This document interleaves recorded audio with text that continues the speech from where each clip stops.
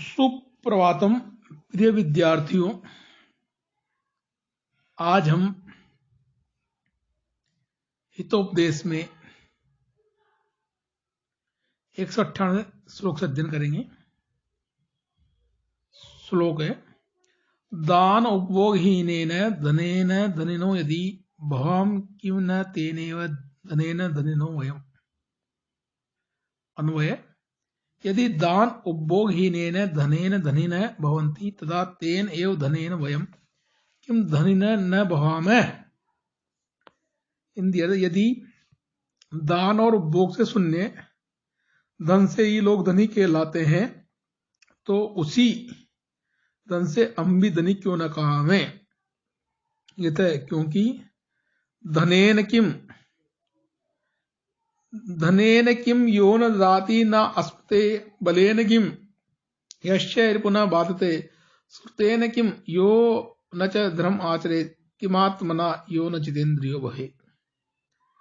अन्वय, ये न ददाति न सुनते तस्य धनेन किम य च रिपुना बाधते तस्य बलेन किम य च धर्मम न आचरेत् तस्य सुतेन किम य जितेन्द्रिय न भवेत् तस्य आत्मना किम। अर्थ है, जो व्यक्ति ने दान देता है और न काम में लेता है उसके धन का क्या फल है, और जो शत्रुओं को परास्त नहीं करता है उसकी सामर्थ्य भी व्यर्थ है। जो धर्म का आचरण नहीं करता है उसका भी शास्त्र ज्ञान निष्फल है, और जिसने अपनी इंद्रियों को वश में नहीं किया उसकी आत्मा से भी कोई लाभ नहीं है। अन्यच्च, और भी, असंभोगेन सामान्यम कृपणस्य धर्म परई अस्य इदमिति संबंधो हानव दुःखेन गम्यते। अन्वय, कृपणस्य धनम असंभोगेन परई सामान्यम हानव दुःखेन अस्य इदमिति संबंधो गम्यते।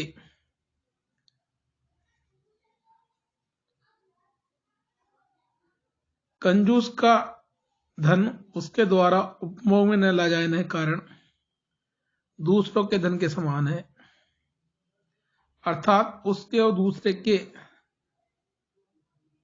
उस धन के होने में कोई अंतर नहीं है।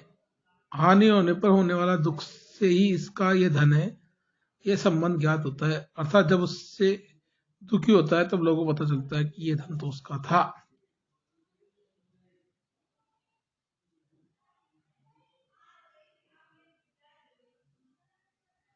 अपीच न देवाय न विप्राय न बंधुभ्य न चात्मने कृपणस्य धनम याति भयन्नि तस्कर पार्थिव।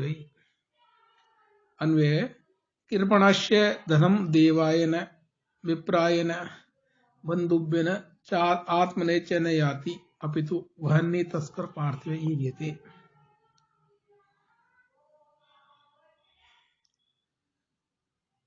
अर्थ है, कंजूस का धन देवताओं के लिए काम में नहीं आता है, ब्राह्मणों के लिए भी उसका उपयोग नहीं होता है, वह बंधु बांधवों के निमित्त भी नहीं है, और नहीं स्वयं के लिए उसका उपयोग है, किंतु वह तो अग्नि चोरों या राजाओं द्वारा लूटा जाता है।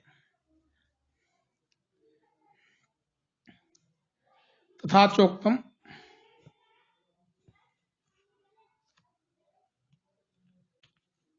और भी कहा गया है,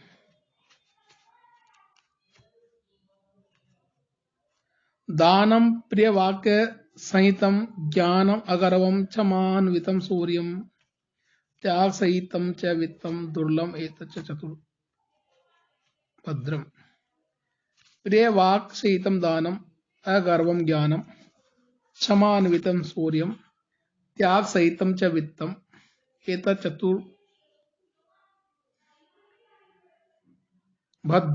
दुर्लभम। अर्थ है, अच्छे वाक्य सहित दान देना, बिना अहंकार के ज्ञान होना, क्षमा से युक्त वीरता का होना और त्याग के साथ धन देना, ये चार अकल्याणकारी बातें दुर्लभ है।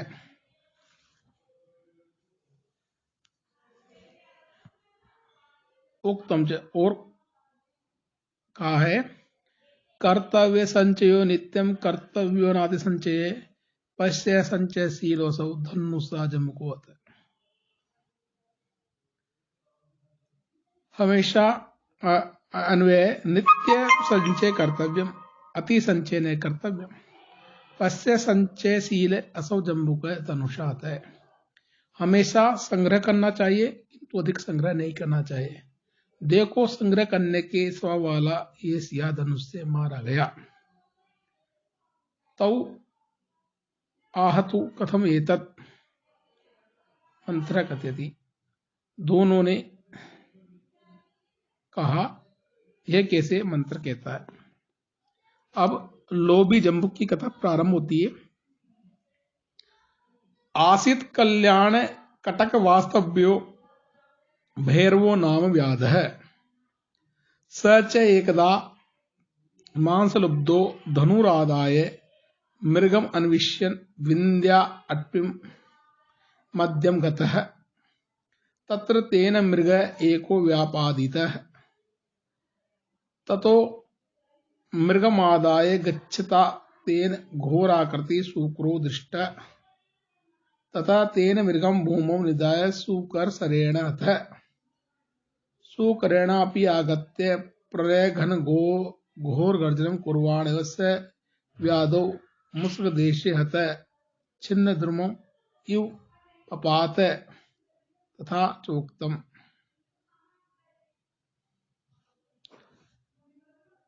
कल्याण कटक वास्तव्यो भैरवो नामक व्याध आसीत। कल्याण कटक देश में भैरव नाम का कोई शिकारी रहता था। एक सच एकदा वह एक बार मांस का इच्छुक धन लेकर शिकार को ढूंढता हुआ विंध्याचल के वन में जा पहुंचा। तत्तेन मृग एको व्यापादित। वहां उसने एक हिरण को मारा।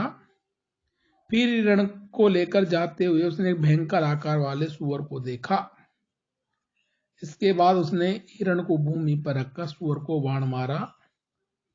प्रलय काल के बाद समान घोर गर्जना करते हुए उस सुअर ने भी आकर शिकारी के गुप्तांग पर प्रहार किया, जिससे वह कटे वृक्ष समान गिर पड़ा। कहा भी है जलम अग्नि विषम शस्त्रम क्षुद्र व्याधि पतनम गिरे निमित्तम किंच आसाद्य देहि प्राण प्राणे मुच्यते।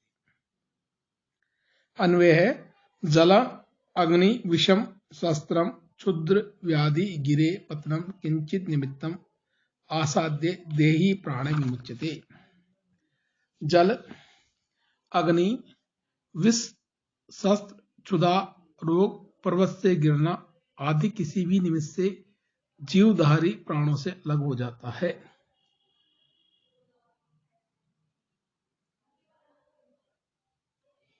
अतः तयो पादा फालनेन एको सर्पो अपि मृतः। अत्रांतरे दीर्घारवो नामक जम्बू परिभ्रमण आहारते तान मृतान मृग व्याध सर्प सूक्रान अपश्यत। आलोक्य अहो भाग्यम अद्य महत् भोजम में समुपस्थितम अथवा। अथ तयो, इसके बाद उन दोनों के पादास्फालनेन यानी पैरों से कुचलने से एक सांप भी मर गया। अत्रांतरे,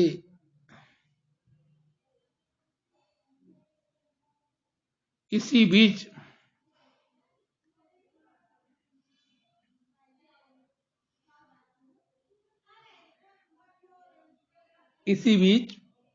दीर्घारव नामक एक सियार जो भोजन चाहता था,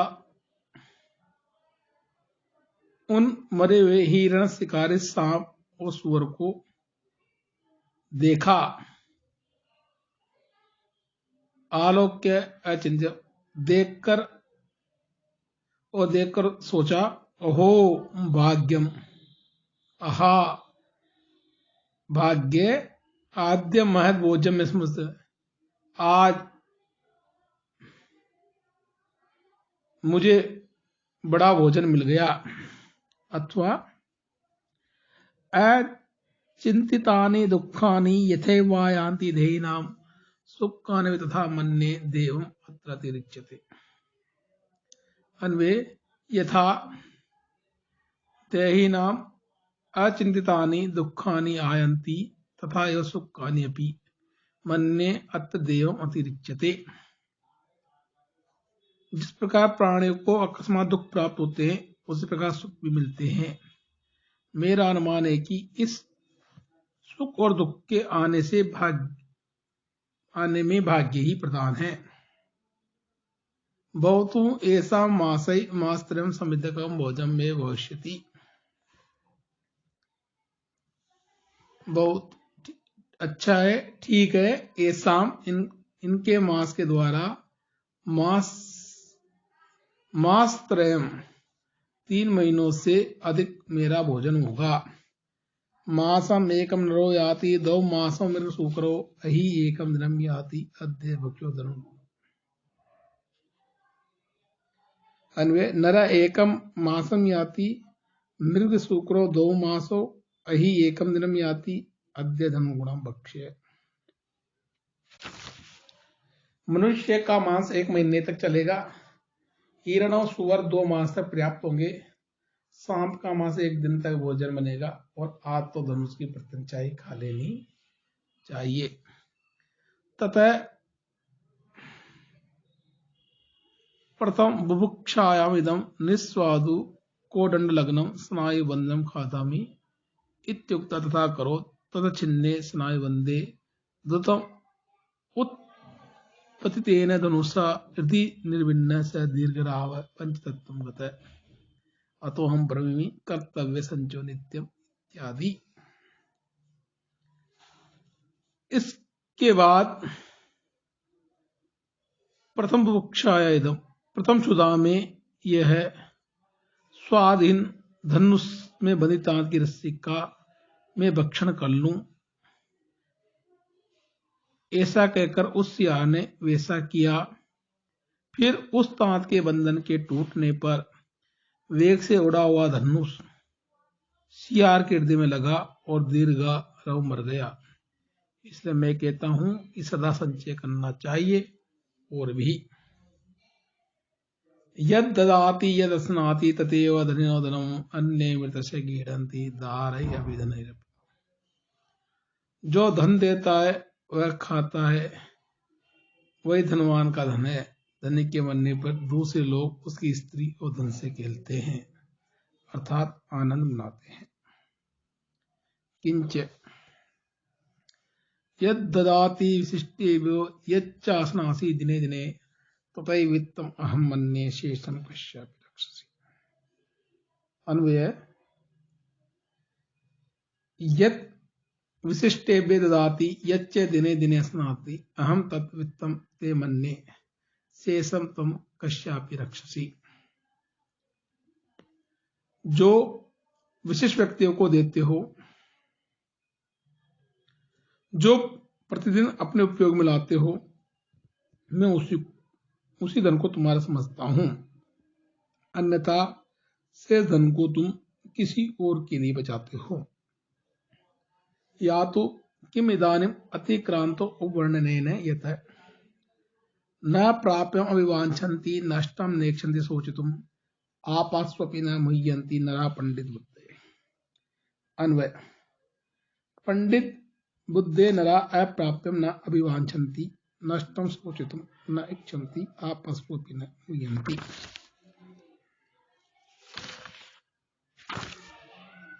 जाने दो, अब बीती बातों के विवेचन से क्या लाभ, क्योंकि बुद्धिमान लोग अलभ्य वस्तु की कामना नहीं करते हैं और नष्ट हुई वस्तु का दुख नहीं करते हैं तथा वे आपत्तियों में भी अधीन नहीं होते हैं।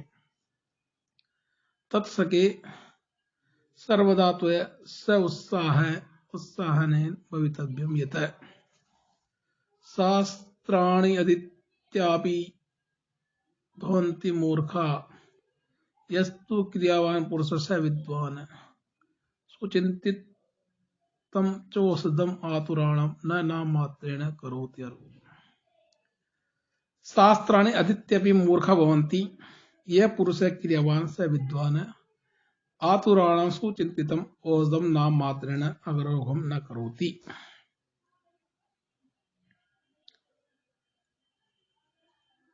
अतः यह मित्र तुम्हें सदा उत्साही रहना चाहिए, क्योंकि शास्त्र को पढ़कर भी मूर्ख लोग रहते हैं। जो मनुष्य व्यावसायिक अर्थात कर्मण्य होता है वही विद्वान होता है। रोगी को अच्छी तरह से सोची दवा केवल नाम मात्र से ठीक नहीं करती, अर्थात दवा को लेने पर ही रोग नष्ट होता है, अन्यथा नहीं। अन्यच्च स्वल्पम अपि अद्य व्यवसाय भीरो करोति विज्ञान विधि गुणम ही अंधस्य किम हस्तल स्थितो अपि प्रकाशति। अर्थम यह प्रदीप है। अन्वय विज्ञान विधि अध्यवसाय भीरो स्वल्पम अपि गुणम न करोति, यह हस्ततल स्थित अपि प्रदीप किम अंधस्य अर्थम प्रकाशति। शास्त्र का उपदेश आचरण व्यक्ति को थोड़ा सा भी लाभ नहीं पहुंचाता है। जैसे यहाँ हथेली पे रखा हुआ भी दीपक, क्या अंधे आदमी को कोई वस्तु दिखा सकता है? अर्थात नहीं दिखा सकता।